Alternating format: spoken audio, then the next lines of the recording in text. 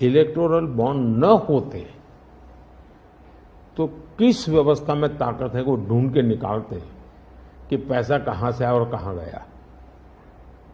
ये तो electoral bond की सक्सेस स्टोरी है कि इलेक्टोरल बॉन्ड थे तो आपको ट्रेल मिल रहा है मनी का कि किस कंपनी ने दिया, कैसे दिया, कहां दिया। अब उसमें अच्छा हुआ बुरा हुआ वो विवाद का विषय हो सकता है, इसकी चर्चा हो। मुझे जो चिंता है वो मैं ये कभी नहीं कहता हूं निर्णय में कोई कमी नहीं होती है।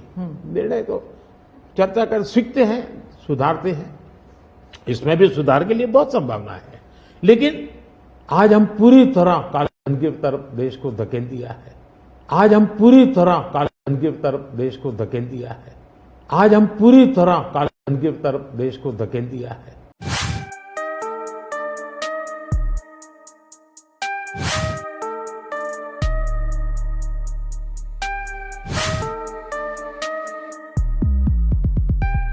हमारे देश में लंबे अरसे से चर्चा चली है कि चुनावों में काला धन एक बहुत बड़ा खतरनाक खेल हो रहा है। देश के चुनावों को काले धन से मुक्ति मिले इसके लिए कुछ करना चाहिए। चर्चा लंबे समय से चल रही है।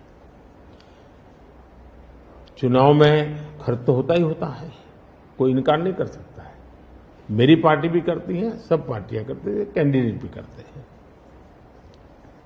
और पैसे लोगों से लेने पड़ते हैं, सब पार्टियां लेती हैं। मैं चाहता था कि हम कुछ कोशिश करें कि इस काले धन से हमारे चुनाव को कैसे मुक्ति मिले, ट्रांसपेरेंसी कैसे आए।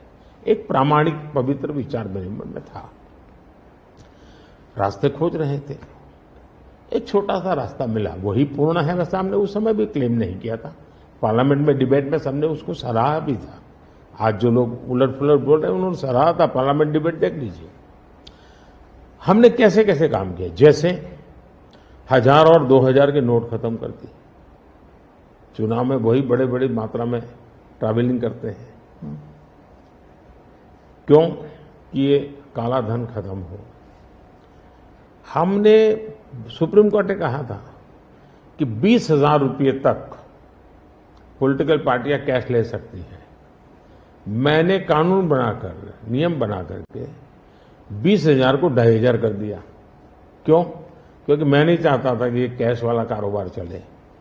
फिर मैंने कहा है कि इलेक्टोरल बॉन्ड, कि जो पार्टी अपना सीक्रेसी मेंटेन करना चाहती है।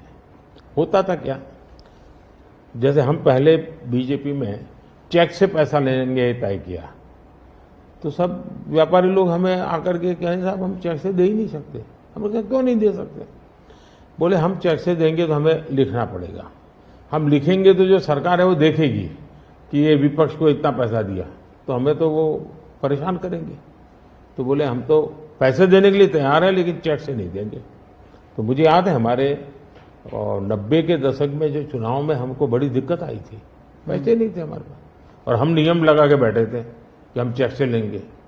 देने वाले देने को तैयार थे, चेक से देने की इनकी हिम्मत नहीं थी। तो ये सारी चीजों का मुझे पता था। तो मैंने कहा तो हमने कहा भाई ऐसा है, अब देखिए इलेक्टोरल बॉन्ड न होते तो किस व्यवस्था में ताकत है वो ढूंढ के निकालते कि पैसा कहां से आया और कहां गया।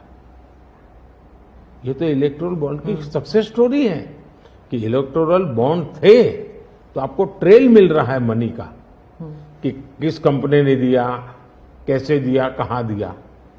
अब उसमें अच्छा हुआ बुरा हुआ वो विवाद का विषय हो सकता है, इसकी चर्चा हो।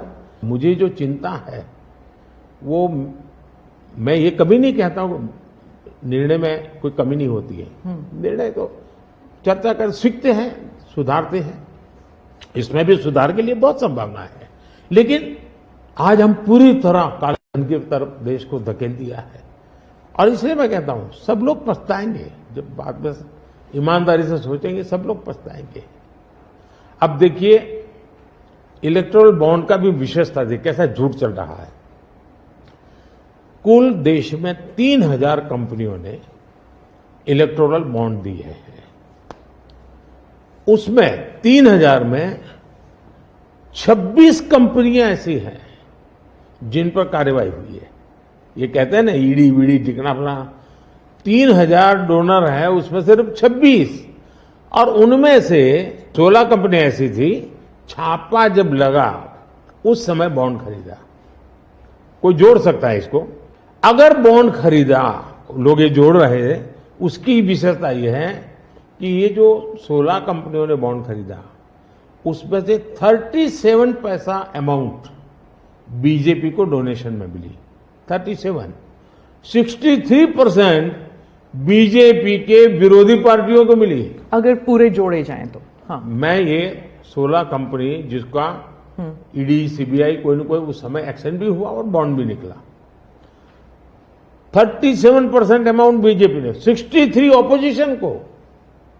क्या ईडी रेड करे और ऑपोजिशन को डोनेशन देने का कार्यक्रम वर्क करे? क्या बीजेपी ऐसा करेगी? इसका मतलब कि 63% पैसा विपक्ष के पास जाए और आप आरोप हम पर लगाए, लेकिन उनको गोलमोल बोलना है और भाग जाना है।